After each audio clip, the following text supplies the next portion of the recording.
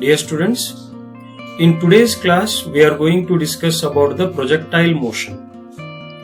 In our previous class we discussed about the average velocity, instantaneous velocity, average acceleration and instantaneous acceleration, and also we derived the equations of all these things. Now we need to discuss a very important concept related to motion of an object in a two dimension or motion of an object in a plane. So before going to what actually is the projectile motion, or before understanding what is projectile motion, first let us understand what is the meaning of a projectile. See, it is very simple. Suppose I have one object in my hand. Assume that this is one object, A is the object, and I throw this object into the air.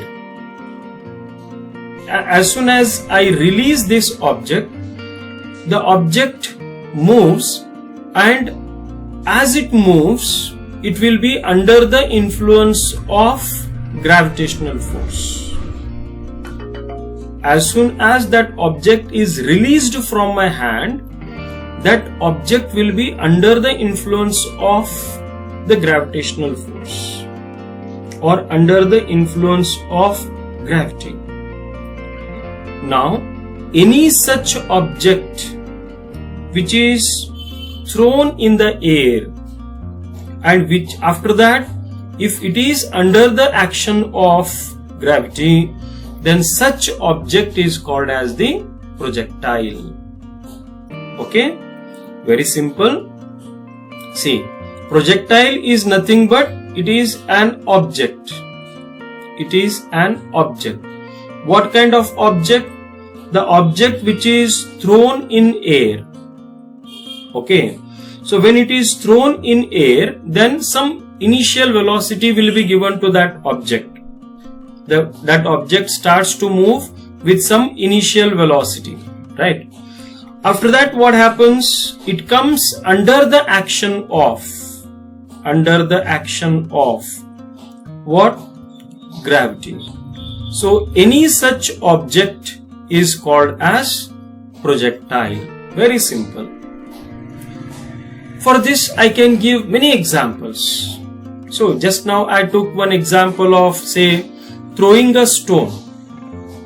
If I have a stone in my hand and if I throw that stone in a particular direction, then see, initially I provide some velocity to that stone. After that, when that stone is moving in air, then that stone will be under the influence of Earth's gravity. Because of that, see, as it travels certain distance, it comes down and it falls to the earth itself. Correct. So it happens with all the objects which are considered in the same way. For example, if the batsman hits the ball, then that ball moves in the air and it will be under the gravitational force. Then that ball finally it has to fall down. If a bullet is fired in the air, then that bullet it moves certain distance in the air, and as it is under the influence of gravitational force, that will come down and fall to the earth itself. So like this we can give plenty of examples for such objects or the objects which are considered as the projectile. Okay? So remember, dear students, here there is no condition for throwing the object. There is no condition for throwing the object. See, that projectile, the object, it can be thrown in the horizontal way, that is horizontal to the earth, or it can be thrown in the vertical way or perpendicular to the earth, or it can be thrown in the downward direction. No problem. In no conditions, no restrictions. Or it can be thrown in a particular angle with the horizontal line. See, you can throw the object in this way also. In all these cases, that object is called as the projectile. Okay? I hope you got the meaning of the word, the term projectile. So, if any object which is considered as a projectile is under such motion, then that is called as the projectile motion. Okay? That is called as the projectile motion. I hope you got the meaning of what is projectile motion. Right? Now, along with the projectile motion and projectile, we need to understand one more terminology, that is trajectory. Yes, what is the meaning of trajectory? Very simple, dear students. The path along which the projectile, yes, you know what is a projectile, okay? So the path along which a projectile moves, right, is considered as what? Trajectory. Okay? Very simple. The path along which the projectile moves is called as the trajectory.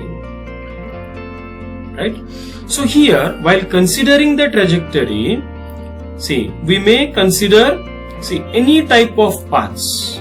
For example, if the object is thrown in the horizontal direction, then up to certain distance the object moves in the horizontal direction. As soon as it comes under the gravitational force, slowly it starts to bend and it reaches the ground. Okay, so this path, that is from point A to point B, this is called as the trajectory of the projectile.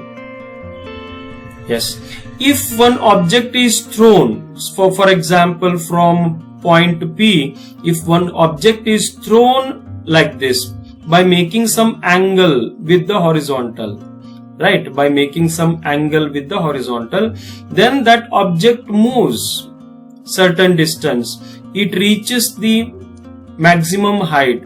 Then after that, because of the gravitational force, that object starts to move in the downward direction and finally falls to the earth. Yes, definitely this path is also considered as the trajectory. So here trajectory may be of different shape. We don't have any particular shape for the trajectory.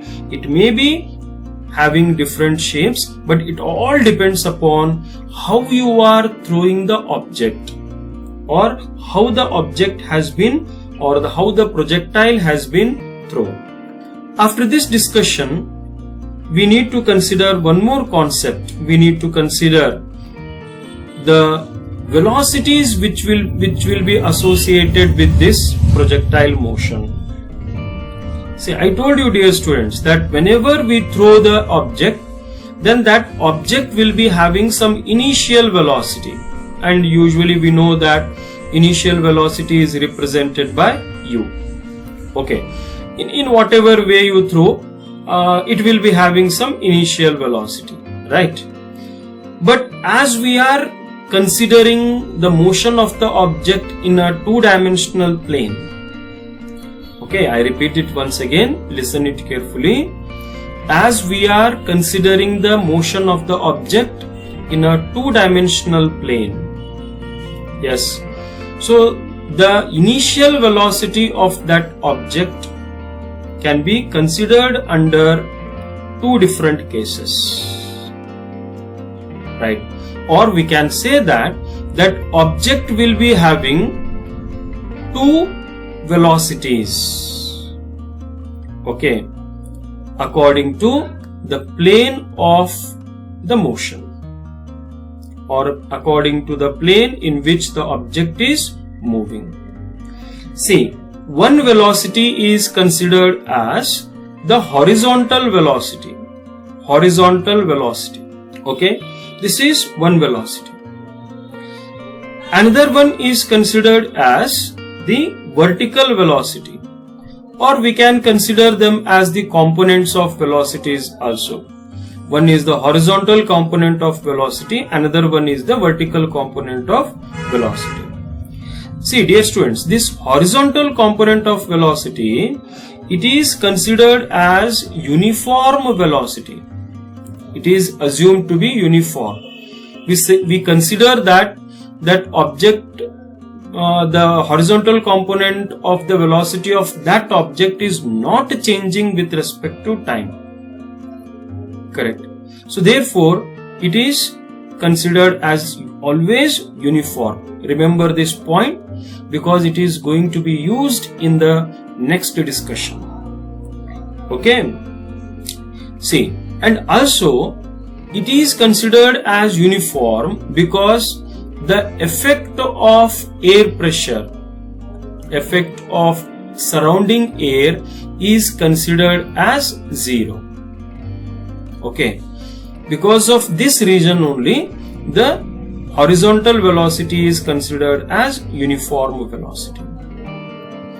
Whereas this vertical velocity, as it has to be taken perpendicular to the horizontal, yes, definitely it is a non-uniform velocity or it is a changing velocity because this velocity is under the influence of Earth's gravity. Correct. It is considered to be under the influence of Earth's gravity. Therefore, it is considered as a non-uniform velocity. Okay, dear students. Okay, students. Here we have one small illustration regarding the oblique projection, right? Oblique projection.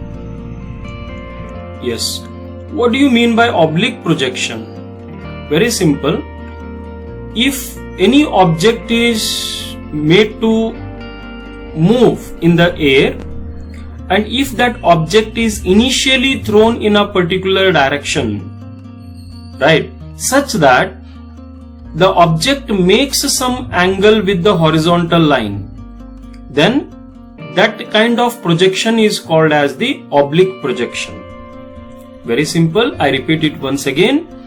If the object thrown into the air travels in a direction such that it makes some angle with the horizontal, then such projection is called as the oblique projection. Okay, so let us see how the oblique projection takes place.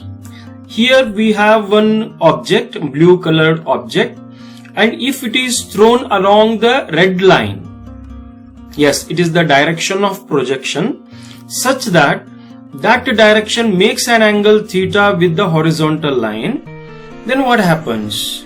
The object moves, right? And then it returns back to the earth.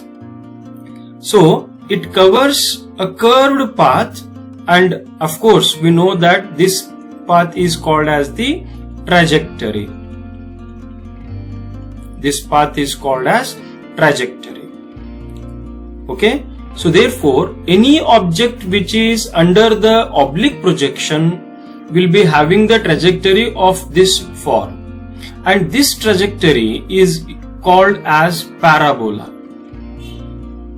Okay, especially it is called as parabola. Right? Now, in this kind of oblique projection, we need to know many things. We need to make the study, and we need to find the equations for different concepts associated with the oblique projection.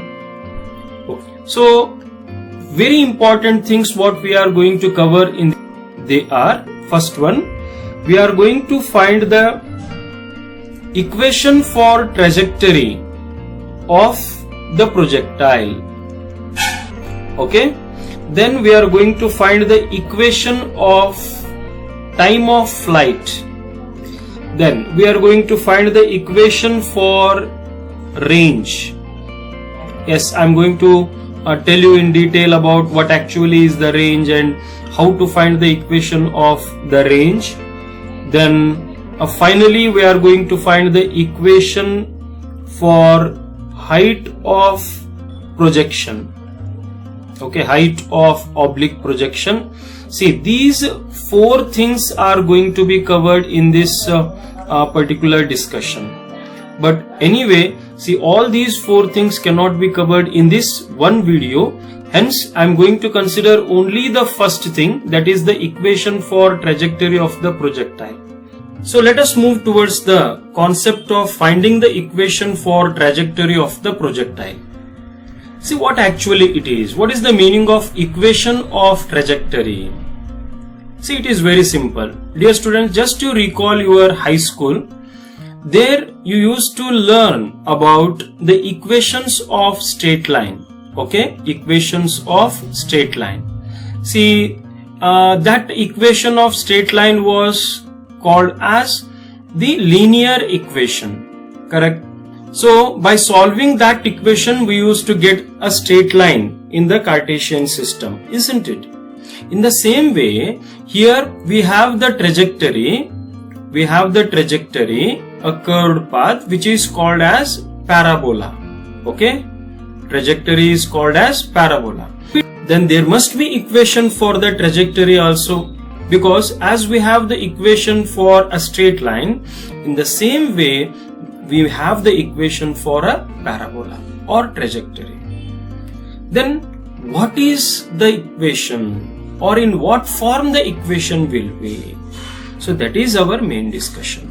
Okay, then to derive that equation, we need to consider the previous example what we took, the previous illustration, where one object was thrown in a particular direction, right? That is the oblique projection, by making an angle of theta with the horizontal line. So I am going to consider the same thing, same example. So, but along with that, we are going to consider some other factors which are associated with it. Okay, so I start with the beginning. Let us consider one object from point O thrown in a direction, in a particular direction. See here along the red line, and its initial velocity is considered to be u. Let theta be the angle made by the path of projection with the horizontal line, that is OX.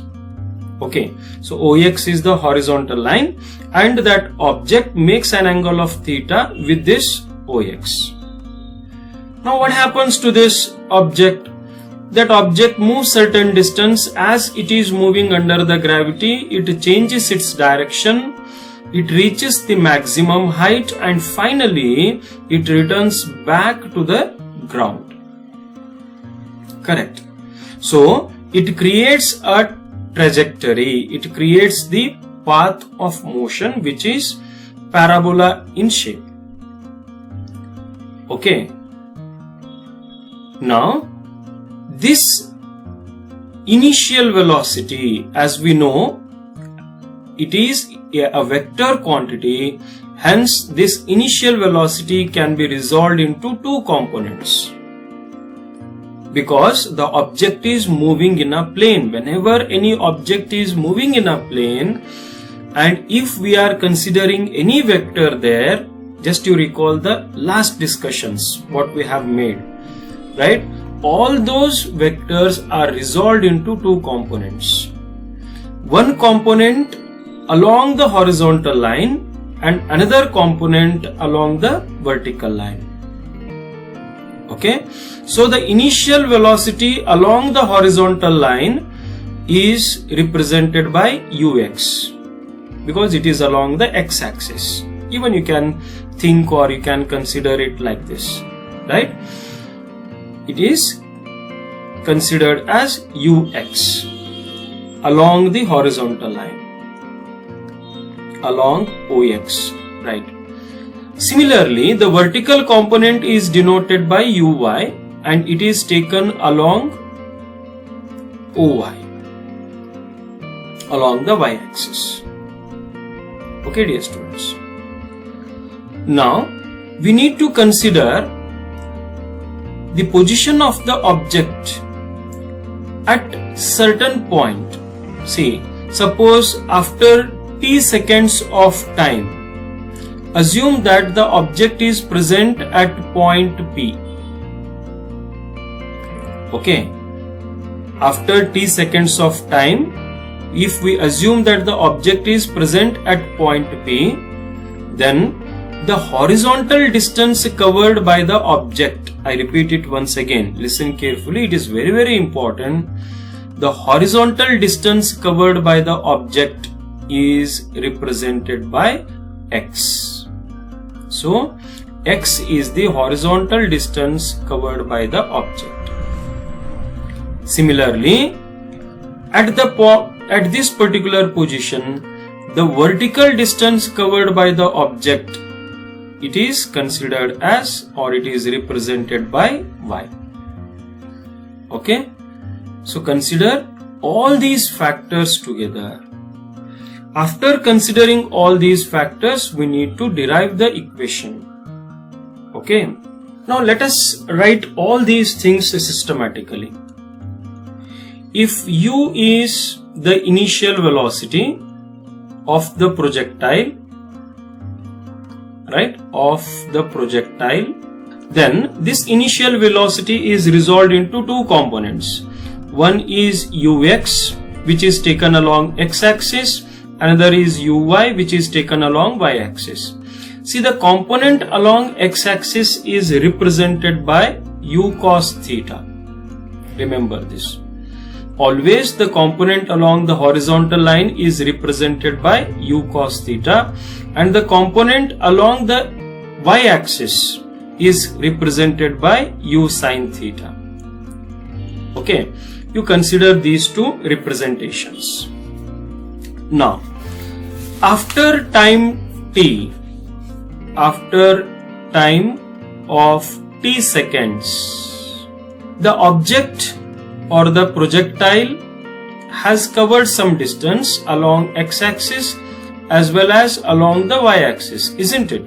So therefore, after time t, x be the distance covered along x-axis and y be the distance covered along y-axis. Okay, let us make these two considerations. Now, let us consider the motion or velocity of the object in the horizontal direction. Let us consider the velocity first in the horizontal direction, and then let us consider the velocity which is present in the vertical direction. Okay, see, just to recall what we have discussed in the previous concept. Okay, if any projectile is moving freely in the air, it will be having two velocity components, one along horizontal direction and another one is along the vertical direction. Right, under the note I have given this, and along the horizontal direction the velocity will be uniform. Correct. So therefore, ux is the velocity which is taken along the horizontal direction is a uniform velocity along the horizontal direction. Then how this relationship is given? The relationship between the distance traveled along the x-axis and the velocity. Yes, it is given by one relationship, that is distance traveled is equal to velocity into time, isn't it? So therefore, here x is equal to ux into t, or the same equation can be written as x is equal to, what is ux? It is u cos theta into t, or t is equal to x divided by u cos theta. Okay, so let us consider it as equation 1 or the result 1. So I hope the things up to this are clear to you. Okay. Now let us consider the velocity in the vertical component or in the vertical direction.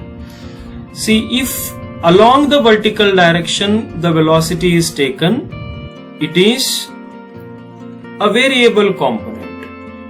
It is a variable component. Okay. Then why it is a variable component? Because it will be under the influence of the gravity. So G will be acting on it. Hence, the acceleration due to gravity which is there, so it has to be considered for the discussion. Then what is the acceleration due to gravity here? It is A is equal to minus G, because the object is moving in one particular direction, whereas the gravitational force is pulling it in the downward direction. Therefore, that acceleration due to gravity, acceleration is taken as minus G. And of course, the velocity component is uy. Correct. So let us use these two in the general form of the equation of distance traveled. So what we know that distance traveled is equal to, it is ut plus half et square according to the equations of motion. So here distance traveled along the vertical direction, it is y. Already we have considered it. Therefore I can write y is equal to, see, ut. U is what? It is the initial velocity, but along the vertical component, along the vertical direction, it has to be taken as uy into t minus half of, in the place of a I have to take g into t square. Why minus came here? In the place of a I have substituted minus g. Okay. I hope up to this it is clear. Now you substitute the value of uy, which is already taken here, which is u sine theta. Hence y is equal to u sine theta into t minus half of g into t square. Right. Now at this stage you can substitute the value of t from equation 1. See, observe here, in equation 1 we have the value of t, so it can be substituted. When we make that substitution, then the equation will become u sine theta into, yes, it is x divided by u cos theta half of g into, again substitute for t, it is x divided by u cos theta whole square. Hence u is cancelled from both numerator and denominator, and we know that sin theta by cos theta is tan theta. Hence it will be x tan theta minus g into x square divided by 2u cos square theta, or 2u square cos square theta. Okay, it is 2u square cos square theta. Dear students, at this stage just you observe the second term of the equation. In the second term, minus g, u square and cos square theta, all these three terms are constants. Okay, so instead of minus g divided by u square cos square theta, we can substitute a symbol, that is k. Why? Because all these things are constants. Hence, the above equation will reduce to a simplified form, that is x tan theta plus k x square. Okay, so this is the final equation of trajectory. Dear students, it is the final equation of trajectory. Dear students, finally we got the equation y is equal to x tan theta plus kx square. This is known as equation of trajectory. Okay, so the same equation can also be written as kx square plus x tan theta, isn't it? Now just to observe this, is it not in the form of an equation which is already known to you? Okay, recall the quadratic equation, dear students. Recall the general form of a quadratic equation. Yes, I hope you have recalled it. Y is equal to ax square plus bx. Of course, you can write constant there, or you need not write the constant. The equation what we got, y is equal to kx square plus x tan theta, it is actually in the form of quadratic equation. Whenever any quadratic equation is graphically solved, then always we get the parabola. Okay, the shape of the graph will be parabola. So in the examination, if they ask you to derive the equation of trajectory, then you have to derive it up to this. So see you in the next video.